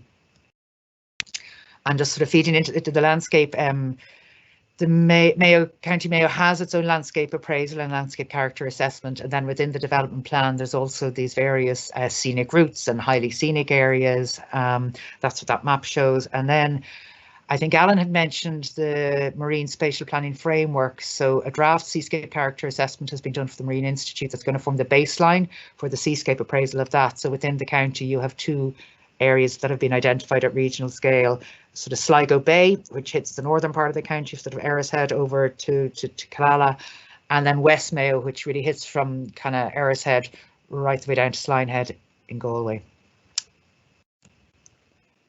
What we do as well through the SEA process is we start to look at overlaying all these different environmental topics, and what one of the outputs of these is what's known as an environmental sensitivity map. So the one we prepared for the county, we looked at the ecological designations I've talked about groundwater vulnerability, source protection areas, which are areas that are identified to protect groundwater supplies, flood extents, whether they're coastal or a river or rain, and then the Water Framework Directive, river and lake and groundwater status. So you sort of get this map that combines all these different layers together. And once you start going into sort of the lighter areas, the orange areas, the deeper orange areas, they're the areas that are identified as being of particular sensitivity. I think just a word of caution with this map, it can vary a lot depending on what parameters you decide to input into the map. So you could run off a different map that would rank different parameters differently, and it might have a slightly different outcome. So it's a guide rather than gospel, is what I would say to you on that. In terms of the SEA key findings, we would have provided commentary on the different SEA topics. We would have found it general, overall positive effects in terms of population and human health. We recommended some mitigation measures around policies to do with placemaking and public realm, and particularly, like I said, that sort of access to quality space, quality goods green space for people. Biodiversity and flora and fauna, several of the policies are positive in terms of buffer zones, local biodiversity, green and blue infrastructure, but obviously some of the bigger projects and infrastructure projects does have the potential to give rise to effects. One of the key mitigation measures has been an upfront overarching environmental assessment policy that is upfront in the county development plan that will apply for all the SEA topics. We also provided a number of mitigation measures in relation to tourism policies, and that's more around sort of positive measures for wildlife and enhancement measures. Water resources, again, the SEA identified quite a number of positive effects in relation to the green infrastructure and river corridors, the Water Framework Directive, flood risk management policies. And then we also recommended some mitigation measures to do with sort of water qualities and SUDs, water resources, and SUDs, and connecting water courses, wildlife corridors and suitable buffer areas. In terms of the other ones, climate change, the climate change adaptation strategy for the county has been brought into the draft plan. And again, a number of these are very positive in terms of climate change, both in responding and adapting to climate change and mitigating to climate change. And we recommended a small number of mitigation measures for this topic. A big issue at the moment is in planning and adapting to climate change. Is there ways we can provide for co-benefits? So for example, if you're looking at sort of things like nature-based solutions or increasing buffers and vegetation planting and things, so it doesn't just respond simply to climate change, it looks at providing benefits across to other topics such as wildlife, such as water quality, such as population and human health. Soil and geology, positive effects in relation to this, to the draft plan overall. I suppose one of the key things and one of the focus of compact growth and promoting, where you can reuse existing buildings, that's actually very positive in terms of geology and soil, because you're encouraging brownfield use where you can. You're reusing buildings, which is important in terms of embedded carbon, and indeed reusing materials where you can. Cultural heritage, we identified quite a lot of positive effects in relation to that in terms of the focus on sustainable communities, placemaking, regeneration of towns and settlements, compact growth. Landscape, we saw there was broadly positive measures again around green and blue infrastructure measures and climate change adaptation. And we felt overall there was some pretty positive interactions with the landscape targets, I suppose. Transport, where transport can promote, this modal shift, and where people can, access sort of safe cycling and safe walking, and there's public transport options. That's obviously a very positive issue. Wastewater capacity and water supply and service lands. And one of the ones there, I suppose, is also sort of energy, whether that's renewable energy, micro energy, but also I think in terms of like upgrading the energy of existing buildings and so on. Sustainable Energy Ireland has produced a map mostly for the towns now, where you can drill in and see the BER energy ratings at small area, and that could produce a number of maps which can almost show you where perhaps energy works could be done to enhance the energy efficiency of buildings and so on. So that's sort of, I suppose, bringing you through the main points of the SEA. As I said, if you want to dig into it a bit more, go to volume 5 of the draft development plan. So the appropriate assessment is required under the EU Habitats Directive and under our regulations over here. It's much stricter, and it looks simply at the assessment of the effects of the draft plan on the conservation management objectives of our special areas of conservation, and special protection areas. So really what it's trying to do at again, this sort of high level is ascertain what are the effects of the plan in terms of the habitats that are listed and the species that are listed and the bird species that are listed. And is there measures that could give rise to significant effects on these particular species or habitats? And if so, we have to provide for mitigation measures around that. And again, I suppose just to give you a flavour of the diversity of some of the SACs and the SPAs in and around the county, you know, you have sort of Broadhaven Bay up around Belmullet, and there's the kind of habitats that have been designated up around there. Over near Ballina, you have the River Moy SAC, an important fisheries site, but also, you know, a lot sort of going on there in terms of, you know, the presence of otters and wetlands, old sessile oak forests, active raised bogs. You've the Owen Duff complex, special protection area for merlin and golden plover, and they're just, I suppose, some of the images of some of the other habitats around the county. In terms of the Natura impact statement, that is the report on the appropriate assessment process. That's also available at volume 5. And it has gone through each and every policy and objective and settlement plan and provided a commentary in terms of that, so that there's a lot of language there.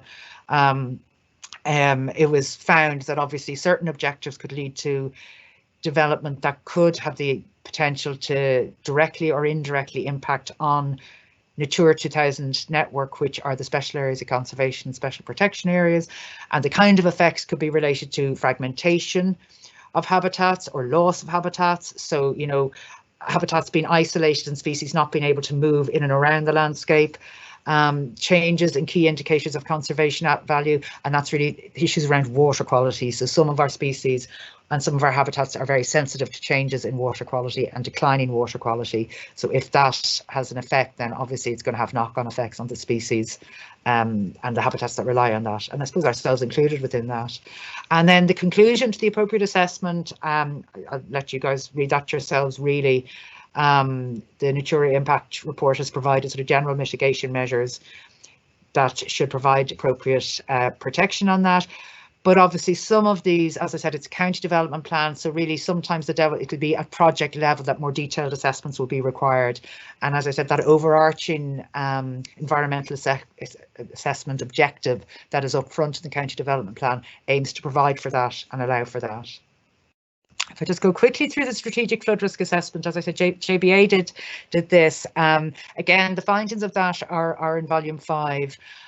It's required by the EU Floods Directive and the 2009 Flood Risk Management Guidelines, which provide quite a lot of detail in terms of, you know, managing land use and planning for land use and flood risk. I suppose in the era of climate change, it is important to remember that just because an area may not have a history of flooding doesn't mean it may not flood or it may not be at risk under future climate change scenarios. And the strategic flood risk assessment identifies areas known as flood zone A, flood zone B, flood zone Z, and there's sort of various guidance that you follow in terms of what land use is appropriate there and so on. And the SFRA would have assessed all the different land use zonings, as did the AA and the SEA did. So when you go into the settlement plans, there's a commentary in terms of flood risk and its compatibility with the land use zonings and so on. And also the SEA provided a comment on the different settlement plans, and so did the appropriate assessment. I suppose to kind of wrap it up in a nutshell, you know, I suppose really one of the main purposes of the environmental assessments, all 3 of them, is to ensure that the draft plan complies with the EU environmental commitments that we have signed up to. And all county development plan considerations must comply with such commitments.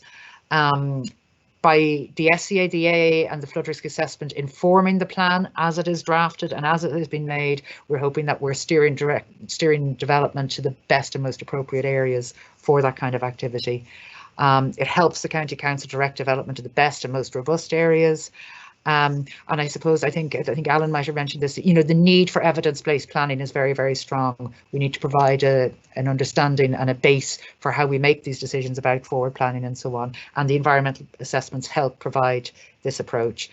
And also, I suppose, with the new planning framework, I mean, the National Planning Framework, Ireland 2040, and our Regional Economic and Spatial Strategy, these are the overarching frameworks that are helping us develop the County Development Plan, and the SEA, the AA and the SFRA are reflective of that and trying to embed them further within the plan making process. So that's that's the end of my slide, and I'd be happy to provide any answers to any questions in the Q&A question. Thanks a lot.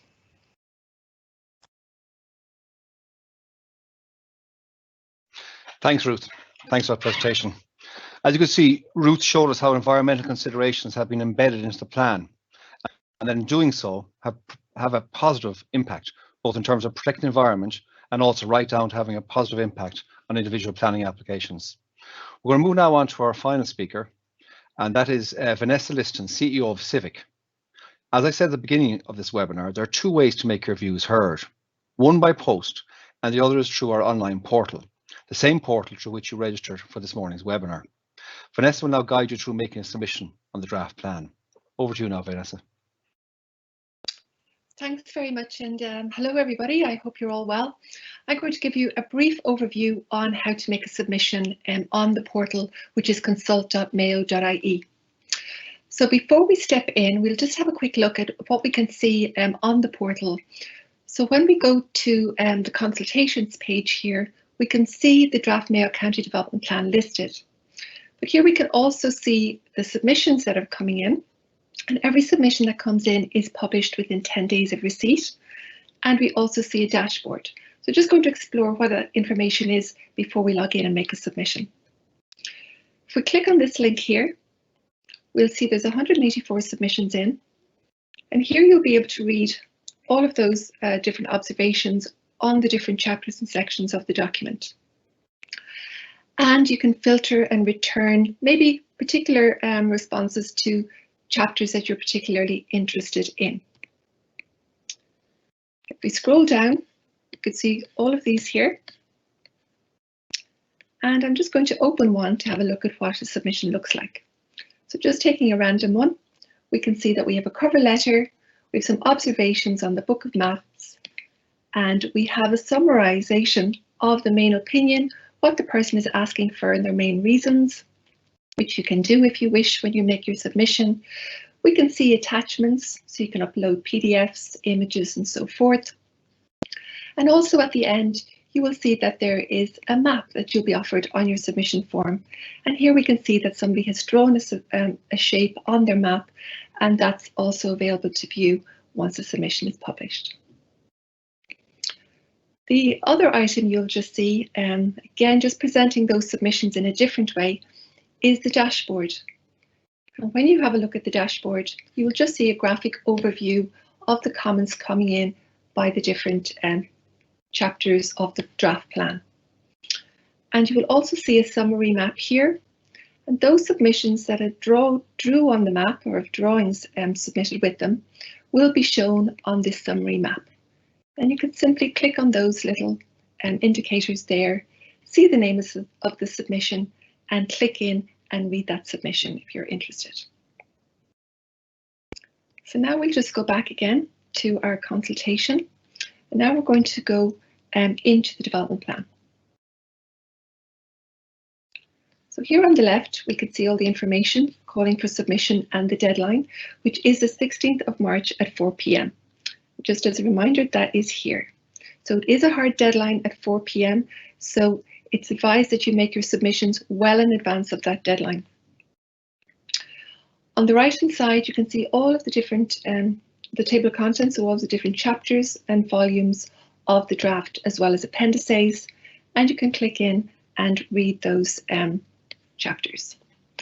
But you can see the web page here of the chapter. You can also download a PDF version of each chapter as well. You can also see how many submissions come in on the different chapters, and all of the different observations when they're published will be shown with the respective chapter. So now we're going to make a submission, and all you need to do is press on the Make a Submission button. Now you do need to be registered, so when you press Make a Submission, you will be prompted to log in. If you haven't registered, so you don't have login details, all you need to do is go to the register link at the top right of your screen, and it gives you three options for registering. You can register as an individual, as an organisation, or if you're a professional planner, putting in submissions on behalf of other people, there's a registration option for you there. So we'll assume we're registering as an individual. Simply click in and you're asked for your name, email address, and for your address, which is a requirement for planning submissions. You will then set a password and you're asked to consent if you would like some notifications from the portal. So there's 3 different types of notifications and you can sign up to agree to receive those messages. You can at any stage go back and switch those off whenever you want. You're then asked to read the privacy policy, some terms in the moderation policy, and then you click Create New Account. Once you do, you'll get a confirmation email in your inbox. It's a good idea to go to it straight away and click on that link because then it will activate your account. And that means the system recognizes you as a valid user. And then you'll be logged in directly. And then after that, anytime you come back, you just log in with those same user details. So because I'm already registered, I'm just going to log in and we'll go through how to make a submission. Now the benefits of making submission on the portal, even though, as John said, you can put it in by post, is that you get to keep a draft, you can save a draft as you go along, and you can have a whole history of all the submissions that you make to the council. So everything is stored there for you in your account. When you log in for the first time, you'll come to a create submission page and a welcome. And you're given a page tour, which automatically pops up. And it just guides you through the different fields and what you're asked for at each stage. So I'll just click I understand to remove that page tour. And up here, you can click it back on again at any time. Now, the first thing it asks me for is a title for my submission. So as you saw, all the submissions will be listed. So it's good to give a clear title to your submission. And you're also asked if your submission is about a particular location. Mine is general, so I leave that blank. And then you're given a note that's just reminding you that they will be published and that it will be part of the Statutory Chief Executive's report. So now we press start, and this is where we start making our comments. On the submission page, you're given the option of a cover letter. So you can submit a letter if you wish with your response. And then we come to the observation section. And this is where you comment on the different sections of the draft plan.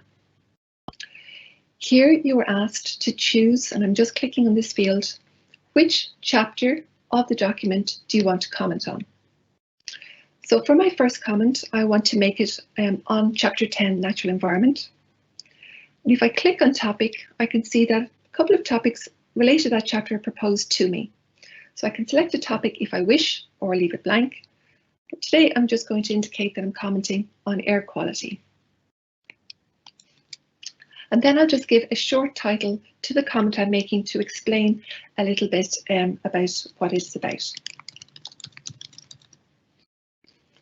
And then under your comment section, this is where you would write your comment. So I'm just going to paste in some dummy text there, and that can be my comment. Now this can be as long as you like. And then underneath that, when you're finished making your comment, you will see 2 other options. There is an observation summary box, which we saw, which means that you can, if you wish, just summarize the main view you're expressing in the comment you've made, what you're mainly asking for, and the reasons. And this is just like a little signpost when your submission is read by the public or the team, that little synopsis is there. That's optional. And also you have the option to upload an attachment. So if you wish to upload, you just click here in this field to select your file. And when you've selected it, simply press upload. And then your file will be uploaded with that comment on that section. So I'll add that to my submission. Happy with that. And if I want to read it again, I can see it here. I'll just click it to open it and I'll close it. I'm happy with that. Now I'd like to go and make another comment on a different section. And you can keep building up your submission by commenting on the different chapters or the appendices or the different volumes. So I'll just comment on housing. And just put in my whatever my comment on housing is. So now I have two observations that I'm making in my submission, and that's all I want to do. So then I come down to step 3. So if I wish, I can open the interactive map and a map will show there. It's just not showing at the moment. But at that, you can just simply use this draw tool and you can draw a shape on the map. And that will also be submitted with your submission. When I've finished making all of my different comments, so whether it's on any particular chapter, if I've uploaded attachments with each of the comments, made any summaries, once I'm finished, I simply press Save and Review. And then I'm brought to a page where I can check all of my submission and just to make sure that I'm happy with what I am submitting. So it reminds you here that you're not submitted. And if you see, just in terms of giving enough time before you make your submission online, you have to save it, review it, and then press submit before the deadline. So I can see I have a comment on air quality in the natural environment chapter. I have a comment on the housing chapter, and now I'm happy to submit. Because this is a live consultation, I'm not going to submit at the moment, but you have other options as well. You can exit and continue later. So you may wish to put some more time into developing your submission, or you can continue at this point and add a further observation. Now, if you exit, you can come up here and you can retrieve your submission at any time by going to your profile icon at the top and going to your submissions page. And on that submissions page, you will be able to see where your submission is and you can continue it. So here's the draft that I've just been working on, and I will press open and it will open. Similarly, if you come back and you click on the development plan and press make a submission again, it will just pop up a reminder that you do have a submission in progress and if you would like to continue that. So both options for retrieving your submission there. When you do submit your submission, you will receive a confirmation email with a unique ID to your submission and a link to your submission. So this is the unique ID that you will see referenced also when your submission is published. So that's the end of the demonstration, and if there's any questions, I'd be very happy to take them later on. Thank you.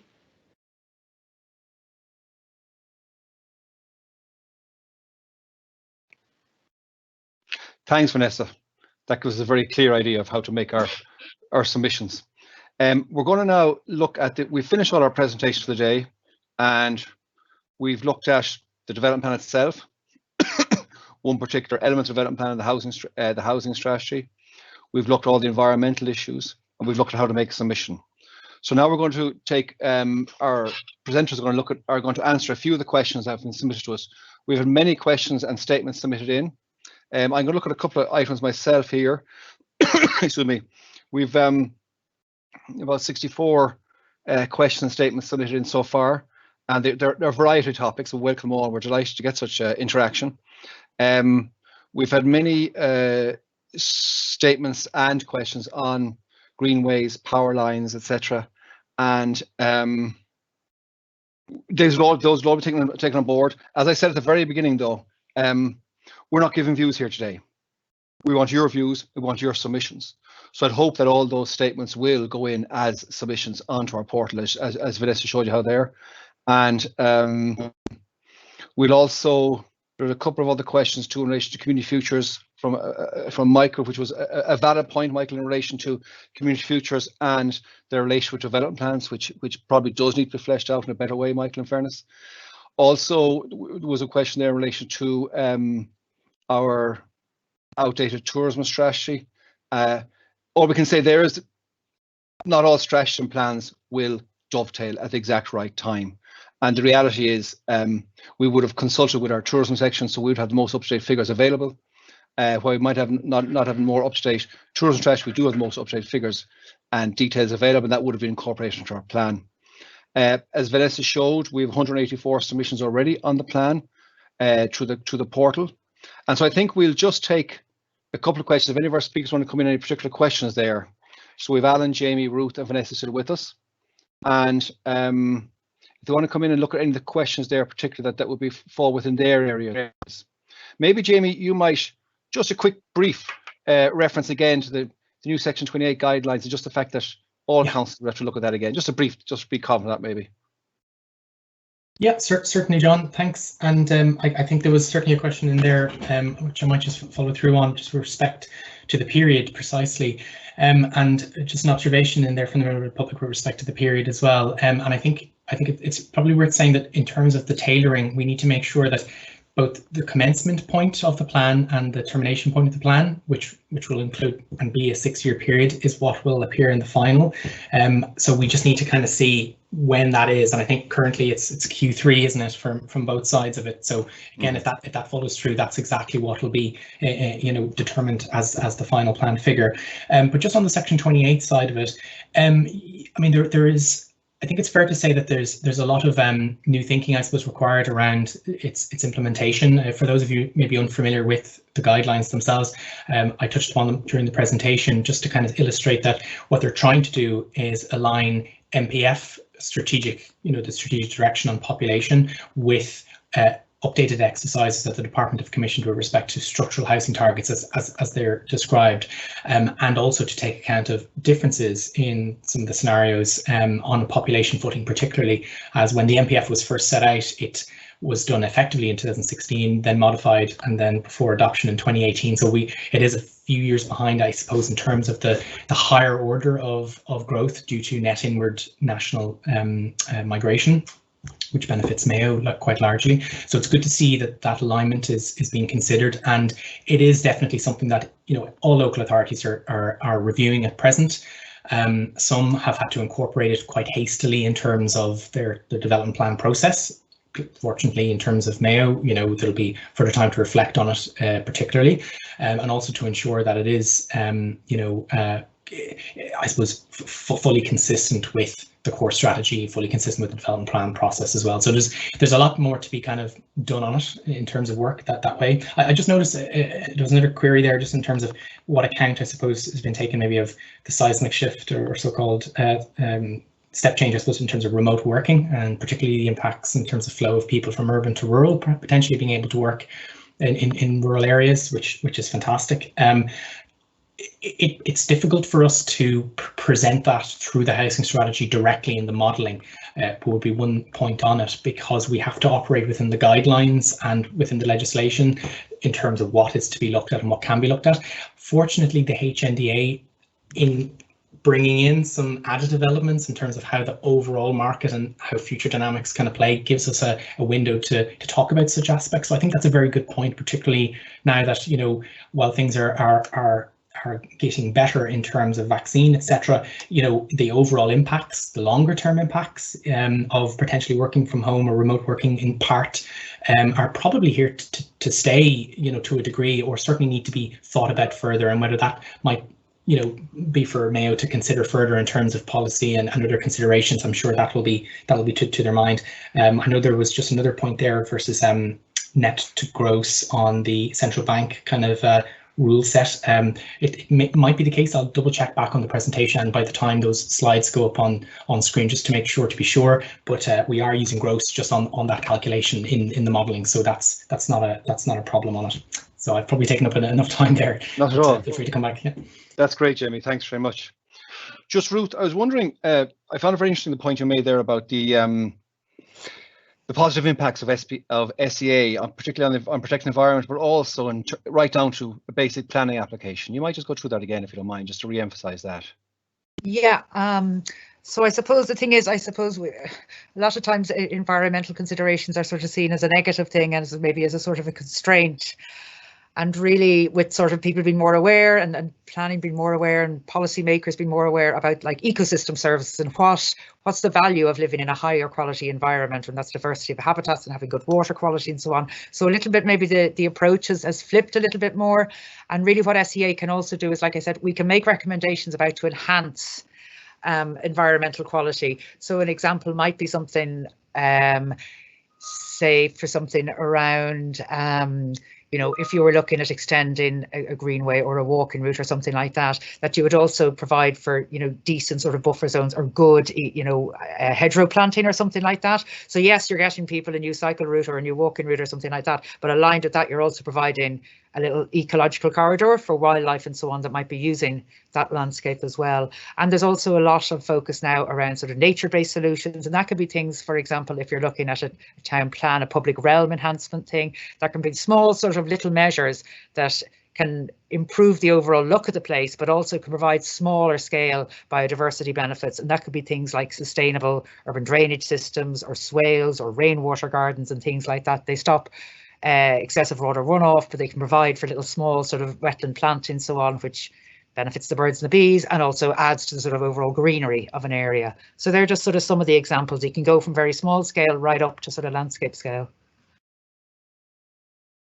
That's great, Ruth. Thanks very much. Now we'll go to Alan. Alan was our first presenter today who went through the development plan itself. Alan, would you like to come in on any particular points just to re-emphasize them? Yes, thank you, John. I just want to touch on maybe a couple of questions that come up in terms of identifying the rural villages into Tier 5. We had a good consultation process with the elected members.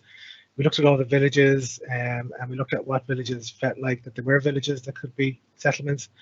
But if there are any villages or whatever that you feel could be added to that list, you can make a submission on that and we will look at them and see if we can include them in our list. In relation to kind of remote working, we kind of have incorporated elements of remote working into the plan. We have looked at kind of self units at the back of houses for offices and that sort of thing. There's policies in favour of that, the sizes and that sort of thing. We've looked at policies and objectives to try and stimulate growth in the towns and the houses.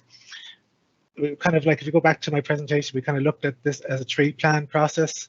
And we're trying to align it with the National Planning Framework population stats and figures and targets. We kind of try to front load this plan to try and stimulate development. And you'll see in the zoning objectives for the towns and villages that we are trying to facilitate growth in those. I think particular question related to Castlebar, and hopefully we will transfer some of those into the Castlebar local area plans. And the Castlebar local area plan would be where we'd be looking at zoning and trying to facilitate more housing and stimulate more remote working opportunities. I think that's 3 points I was going to bring up. Thanks, John. Thanks, Alan. Thanks very much. And finally, Vanessa, is there anything you'd like to bring up again? I've noticed from the questions, really, I think everyone understood your presentation very well, because no one seems to have any queries in relation to how to do it. Are there any particular things you'd like to bring up there? Just final talking points? Really just to emphasise the importance, I suppose, of putting in the submission on time. So just getting it in before 4 p.m. I know there can be a tendency to leave it quite tight, but you do have to save, review and submit. I noticed just that the map just come up. I think my internet connection just had a problem there with the Wi-Fi. But again, there will be a recording of how to make a submission, which will be published, and you'll be able to go through that in your own time. So just like to highlight just getting those submissions in on time by the 16th of March at 4 p.m. That's great, Vanessa. Thanks very much. Well, I think it's time we might wrap up now. We've been here more or less 2 hours. I just want to emphasize all questions that we haven't covered today will be answered in the coming days. And a recording of this webinar and a Q&A will be put up on the Mayo Council portal as well. We had over 170 people attending, which is a great attendance. We're very happy with that. And thank you very much for taking your time to come to here. I think that'll do us for today. As I said at the beginning, the purpose of this webinar was to provide an overview of the draft plan on display and to outline how you can get involved. I'd like to particularly thank our 4 speakers, Alan DeLucia, Jamie McGrath, Ruth Minogue and Vanessa Liston for all their help in preparing their presentation and giving their time today. I'd also like to thank the 4 planning section behind the scenes. I'd like to give special thanks to Claire Murray from our digital transformation team, who frankly made it all happen. So shall I thank you all and wish you well. And please make your submissions by the 16th of March. Thank you very much.